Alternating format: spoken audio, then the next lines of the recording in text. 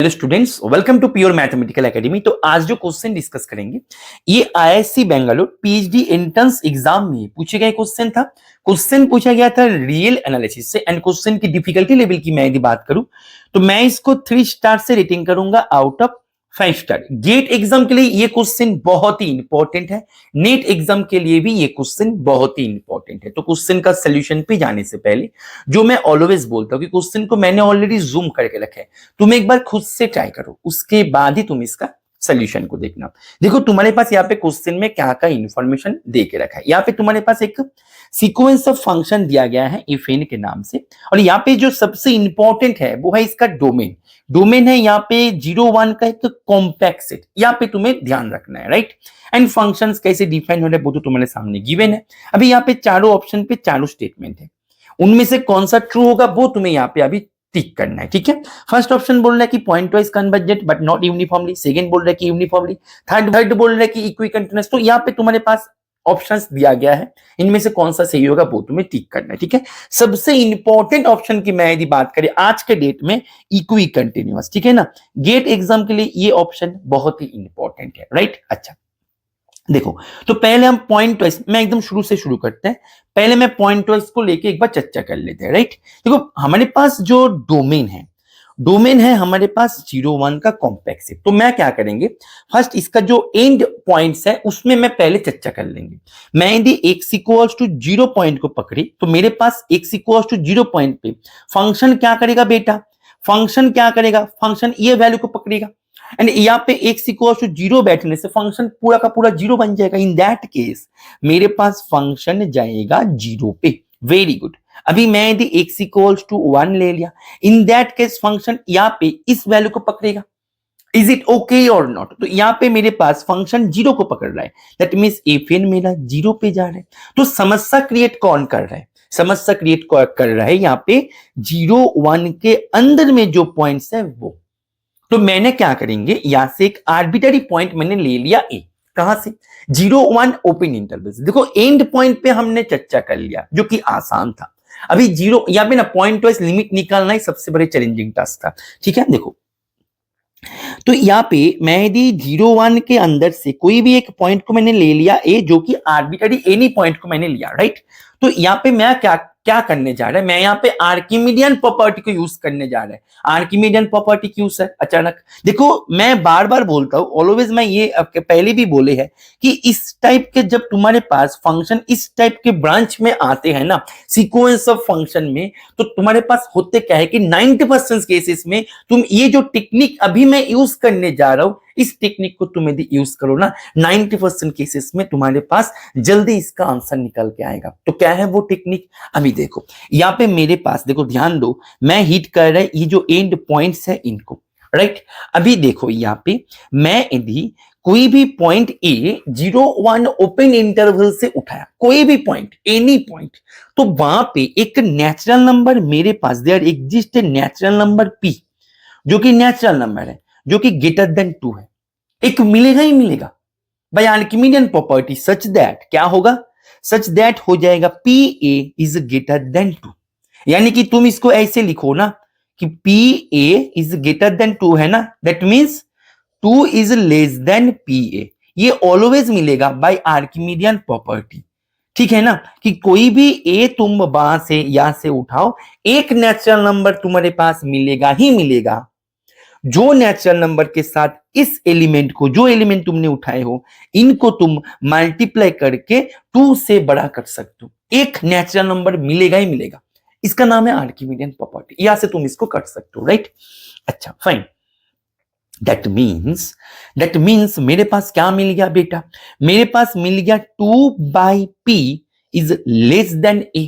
Is it clear? अभी देखो ये जो p है, एक p मेरे को मिलेगा, तो जो p मेरे पास मिल गया वो तो मिल गया ना। मैंने कोई भी a उठा लिया, मैंने 0 1, ध्यान से समझना है इस जगह को, ठीक है। देखो मैंने 0 1 से कोई भी पॉइंट मैंने उठा लिया a, तो उसके करस्पॉन्डिंग मेरे पास एक p मिल गया। तो जो p मिल गया वो तो मिल गया हमारे पास, दैट मींस वो फिक्स्ड हो गया। अभी उनसे बड़ा जितने सारे नेचुरल नंबर है, ध्यान दो, जितने सारे नेचुरल नंबर है इनसे बड़ा, p से बड़ा, तो फॉर ऑल p n जो कि ग्रेटर देन p है, इनके कारण मेरे पास 2/n is less than 2/p होगा। इज इट क्लियर और not? Is it clear or not? That means and 2/n तो always greater than 0. That means तुम्हारे पास 0 less than 2/n and 2/p जो है ये है less than 0, मतलब less than a and a है less than 1, राइट? तो यहाँ पे less than a less than 1, यानी कि तुम्हारे पास यहाँ पे for all n greater than equal to at certain time, एक सर्टेन टाइम के बाद, वो टाइम क्या है? p नंबर जो पोजीशन है उसकी बात कर रहा हूं, ठीक है ना? मतलब यहाँ पे एक टाइम के बाद, एक सर्टेन टाइम के बाद जो सीक्वेंस चल रहा है ना, सर्टेन टाइम के बाद क्या करेगा?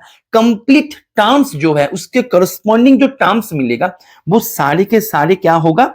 0, मतलब यहाँ पे 2/n से 1 के अंदर आ जाएगा। एंड 2/n से 1 के अंदर जो पॉइंट्स आ रहा है उसके लिए फंक्शन कौन से वैल्यू को अटेंड कर रहा है? तुम ध्यान दो, उसके लिए फंक्शन अटेंड कर रहा है सर, उसके लिए सर फंक्शन इसको अटेंड कर रहा है। दैट मीन्स तुम्हारे पास देखो यहाँ पे तुम्हें दी, अभी देखो तुम यहाँ पे इसको लेके कंफ्यूज मत हो जाना कि सर मतलब ऐसे भी हो सकता है, तुमने मानो एक दो टर्म ऐसे ले लो जिसके कारण ये होल्ड नहीं हो रहा है, ध्यान से समझना है, ये होल्ड नहीं हो रहा है, हो सकता है, लेकिन यहाँ पे हमें एक दो टर्म को लेके बात नहीं करना है, इसको ध्यान देना है। हम यहाँ पे पॉइंट वाइज लिमिट निकाल रहे हैं for however large n, that means n tends to infinity.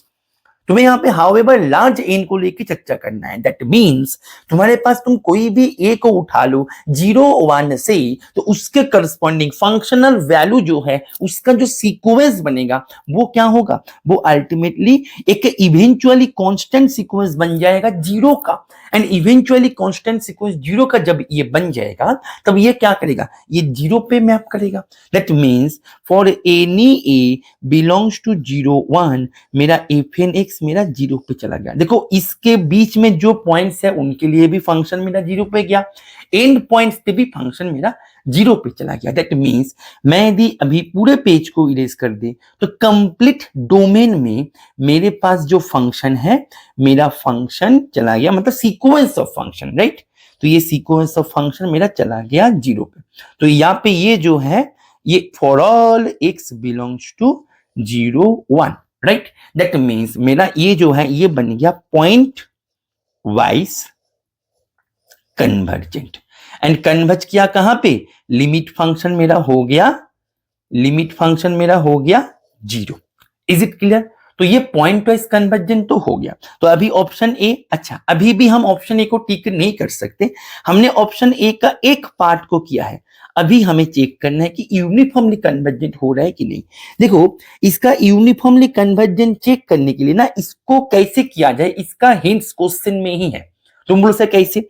देखो यहाँ पे मैं ऑप्शन डी की तरफ नजर डाली, ऑप्शन डी में तुम्हें integration over 0 to 1 fn x का जो मिलेगा उसको चेक करना है, उसका limit as a intense to infinity कहां पे जा रहा है, राइट? अच्छी बात बताओ, मैं तुमसे बस ऐसे ही पूछ रहे हैं कि बेटा तुम मुझे एक बात बताओ, यदि कोई सीक्वेंस ऑफ फंक्शन मानो fn है जो कि तुम्हारे कॉम्पैक्ट सेट ab के ऊपर डिफाइंड है, और मान लो कि ये मेरा पॉइंट वाइज कन्वर्जेंट हो रखा मानो a पे, ठीक है? मैं तुमसे जस्ट पूछ रहा है, ठीक है?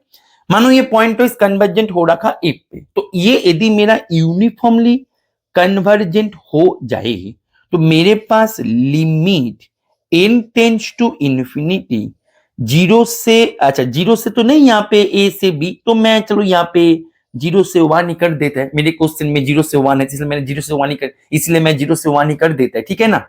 0 से 1 fn x dx ये इक्वल्स टू 0 से 1 fx dx ये होगा। यस और नो एक बार तुम मुझे बताओ, यस और नो। मैं एक बार फिर से रिपीट कर रहा हूं, तुम्हारे पास एक सीक्वेंस ऑफ फंक्शन है कॉम्पैक्ट सेट ए बी के ऊपर, यहाँ पे 0 1 मैंने ले लिया, ठीक है? तो अभी ये सीक्वेंस ऑफ फंक्शन यदि कन्वर्ज करे यूनिफॉर्मली, ये सीक्वेंस ऑफ फंक्शन यदि कन्वर्ज करे यूनिफॉर्मली, तो मेरे पास ये जो है ये तो ऑलवेज होगा, उल्टा नहीं होता। कन्वर्स नीड नॉट, लेकिन ये ऑलवेज होता है। Is it clear? Okay fine. अभी तुम ध्यान दो, मेरे को अभी ऑप्शन डी मेरे को ये निकालने बोल रहे हैं, ठीक है ना। ऑप्शन डी क्या बोल रहे हैं? ऑप्शन डी बोल रहे हैं कि this converges to zero as n tends to infinity, यानी कि लिमिट इंटेंस टू इंफिनिटी 0 से 1 f n x d x equals to 0, yes और नो, यही है तुम्हारे option D. Is it clear? Very good. अच्छा, अभी तुम ध्यान दो, तो अभी मेरे पास जो लिमिट फंक्शन निकल के आ गया वो तो 0 आ गया ना, मेरा लिमिट फंक्शन तो आ गया 0, राइट। तो यहां से ये मेरा 0 है, तो अल्टीमेटली मेरे पास ये जो है ये इक्वल्स टू 0 होना चाहिए यदि मेरा फंक्शन यूनिफॉर्म, मतलब sequence of function uniformly convergent हो जाए। आई रिपीट, यदि मेरा sequence of function uniformly convergent हो जाए तो ये मेरा 0 होना चाहिए। अभी हमें चेक करना है कि ये 0 हो रहा है कि नहीं हो रहा है। यदि ये 0 नहीं हो रहा है तो इसके साथ में दो ऑप्शन को डिस्कार्ड कर पाएंगे। एक ऑप्शन तो है कि ये यूनिफॉर्मली नहीं होगा, दूसरा है कि ऑप्शन डी। तो मेरा अभी ये जो टास्क होगा, अभी इसको निकालना होगा मेरा टास्क, ठीक है ना। बहुत ही सुंदर क्वेश्चन है ये, तो इसको हम कैसे निकालें? देखो, इसको मैंने कर रखा है, सिंपल सा क्लास 11 का इंटीग्रेशन करना है। यहाँ पे देखो, यहाँ पे मैंने इसको कर रखा है। देखो यहाँ पे तुम चाहो तो इसका एक स्क्रीनशॉट ले सकते हो वीडियो को यहाँ पे पॉज करके, राइट। यहाँ पे मेरे पास एफ एन एक्स जो है, यहाँ पे 0 से 1 के अंदर 3 ब्रांच आ रहे थे। 0 से 1/n, 1/n से 2/n, 2/n से 1, 2/n से 1 के अंदर ये 0 है तो ये वैनिश हो गया, ठीक है ना। अभी इसके अंदर हम सिंपल सा इंटीग्रेशन किया, यहाँ पे सिंपल सा क्लास 11 का इंटीग्रेशन, यहाँ पे इंटीग्रेशन करने के बाद हमारे पास मिल गया ये 1, तो ये मेरे पास मिल गया 1।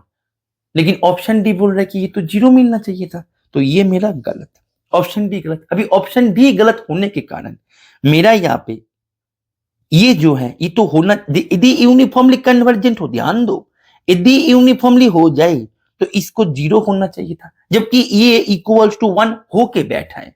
तो इतना तो कंफर्म हो गया हम कि ये यूनिफॉर्मली तो होगा नहीं, क्योंकि यूनिफॉर्मली यदि हो जाते किसी भी प्रकार से तो इसको तो 0 होना चाहिए था, लेकिन ये तो 1 होके बैठा है। दैट मीन्स ये यूनिफॉर्मली तो होगा नहीं। दैट मीन्स यहाँ पे ऑप्शन ए बोल रहा है कि ये पॉइंट वाइज कन्वर्जेंट है बट नॉट यूनिफॉर्मली। यस, बिल्कुल सही। ये बोल रहे हैं कि यूनिफॉर्मली नहीं, ये बोल रहे हैं कि 0 पे जाएगा नहीं। Is it clear? अभी ध्यान दो, अभी ऑप्शन सी जो कि मोस्ट इंपॉर्टेंट है ये क्वेश्चन का, कि function sequence of function is equi continuous, yes और नो। देखो इसके लिए करना क्या है, एक रिजल्ट बेस्ड क्वेश्चन है ये। देखो इसके लिए हमें, देखो यहाँ पे एक रिजल्ट आते हैं, ये रिजल्ट तुम्हें ध्यान देना है, ये रिजल्ट एप्लीकेबल होता है कॉम्पैक्ट सेट के ऊपर। ध्यान दो, ये रिजल्ट एप्लीकेबल होता है कॉम्पैक्ट सेट के ऊपर। क्या रिजल्ट है? स्क्रीनशॉट ले लो इसका एक, ठीक है ना, वीडियो को पॉज करके, राइट। देखो रिजल्ट ये बोलते हैं कि मेरा sequence of function compact set के ऊपर पॉइंट वाइज कन्वर्जेंट के साथ साथ यदि इक्वी कंटिन्यूअस हो जाए तो उसको यूनिफॉर्मली कन्वर्जेंट भी होना होगा। I repeat, point wise convergent and equi continuous दोनों एक साथ मिलके तुम्हें यूनिफॉर्मली कन्वर्जेंट दे देता है। अभी मेरे यहाँ पे क्वेश्चन में पॉइंट वाइज कन्वर्जेंट जो था, पॉइंट वाइज कन्वर्जेंट जो था ये मेरे पास मिल गया था। अभी ऑप्शन सी बोल रहे कि ये मेरा इक्वी कंटिन्यूअस होगा। ऑप्शन सी क्या बोल रहे हैं? This sequence of function is equi continuous, ये इक्वी कंटिन्यूअस है। तो ये यदि इक्वी कंटिन्यूअस हो जाए तो मैं यदि पॉइंट वाइज कन्वर्जेंट पहले से था, मैं यदि गलती से ऑप्शन सी को टिक कर भी दिया गलती से, तो ये इक्वी कंटिन्यूअस हो जाएगा। तो ये equi continuous and point wise मिलके मेरे को यूनिफॉर्मली सीजीटी देगा, मतलब यूनिफॉर्मली कन्वर्जेंट देगा। लेकिन ये तो यूनिफॉर्मली कन्वर्जेंट नहीं है, तो हम कुछ भी करें गलती से भी हम ऑप्शन सी को टिक नहीं करेंगे, क्योंकि ऑप्शन सी को जब भी हम टिक करेंगे point wise and equi continuous, compact set question में था जो मैं शुरू में बताया था कि ये इंपॉर्टेंट है। तो compact set, point wise, equi continuous तीनों मिलके इसको यूनिफॉर्मली कन्वर्जेंट बना देगा, जबकि ये यूनिफॉर्मली कन्वर्जेंट तो है ही नहीं। दैट मीन्स ये इक्वी कंटिन्यूअस नहीं होगा। तो यहाँ पे ऑप्शन सी में जो दे रखे थे, मैं अभी पेज को थोड़ा सा इरेज कर देंगे, ठीक है ना। तो ऑप्शन सी में यहाँ पे जो दे रखे थे ये भी मेरा गलत है, क्योंकि ये इक्वी कंटिन्यूअस यदि हो जाए, पॉइंट वाइज पहले से था, दोनों मिलके इसको यूनिफॉर्मली कन्वर्जेंट बना देगा, राइट। डी भी गलत आए थे, बी भी गलत आए थे, ए इसका सही आए थे। तो इसका मैं यदि बताएं आंसर क्या होगा सर, इसका फाइनल आंसर बता दीजिए। इसका फाइनल आंसर हो जाएगा ऑप्शन ए। तो मैं आशा करेंगे ये सोल्यूशन तुम्हें समझ में आ गया होगा, और तुम जो भी एग्जाम्स के लिए तैयारी कर रहे हो, तुम्हें यदि तुम्हारे प्रिपरेशन को तुम्हें यदि ऐसे लगे कि तुम्हारे प्रिपरेशन में अभी एक गाइडेंस की जरूरत है, कि गाइडेंस के अंडर रह के तुम तुम्हारे प्रिपरेशन को एक स्मूथ ट्रैक में कन्वर्ट करना चाहते हो, ऐसे ही कॉन्सेप्ट्स को सीख के क्वेश्चंस का सामना इंडिपेंडेंटली करना चाहते हो, एक सिस्टमेटिक ट्रैक में तुम्हारे प्रिपरेशन को कन्वर्ट करना चाहते हो, एक प्रॉपर गाइडेंस के अंडर रह के, तो तुम हमारे रेगुलर क्लासरूम में ज्वाइन कर सकते हो, ठीक है ना। हमारे यहाँ पे रेगुलर क्लासेस होता है, दिन में 6 आवर्स का 6 आवर्स प्लस क्लासेस होता है, ठीक है ना। तो तुम हमारे रेगुलर क्लास रूम प्रोग्राम में ज्वाइन कर सकते हो। तो उसके लिए तुम्हें करना क्या होगा, ये जो स्क्रीन पे दिए गए नंबर है, ठीक है ना, इसको मैंने हाईलाइट भी कर दिया, इसमें तुम्हें कॉल या फिर व्हाट्सएप करके इसके बारे में तुम्हें जानकारी ले लेना है। और तुम यदि तुम्हारे प्रिपरेशन को एक हाई क्वालिटी टेस्ट सीरीज के माध्यम से आगे लेके जाना चाहते हो, एक ऐसे टेस्ट सीरीज जो कि कोई भी प्रीवियस ईयर क्वेश्चन को कंटेन नहीं करता है, जो भी क्वेश्चन कंटेन करता है एकदम highly conceptual and completely new question contain करता है, तो तुम हमारे टेस्ट सीरीज बैचेस में भी ज्वाइन कर सकते हो। तो उसके लिए भी तुम्हें इसी नंबर पे ही कॉल या फिर व्हाट्सएप करके उसके बारे में तुम्हें जानकारी ले लेना है। और ये टेस्ट सीरीज बैचेस में भी तुम ज्वाइन करके तुम तुम्हारे प्रिपरेशन को काफी सारे बूस्ट दे सकते हो, क्योंकि ये जो टेस्ट सीरीज में तुम्हें क्वेश्चंस दिखने को मिलेगा सभी होगा एकदम highly conceptual and completely new question. तो इसमें ज्वाइन करने के लिए तुम इस नंबर पे कॉल या फिर व्हाट्सएप कर दो। तो मैं आशा करेंगे ये सोल्यूशन को एंड ये क्वेश्चन को भी तुमने एंजॉय किया। ओके, चलो पढ़ते रहो। Happy learning with PMA.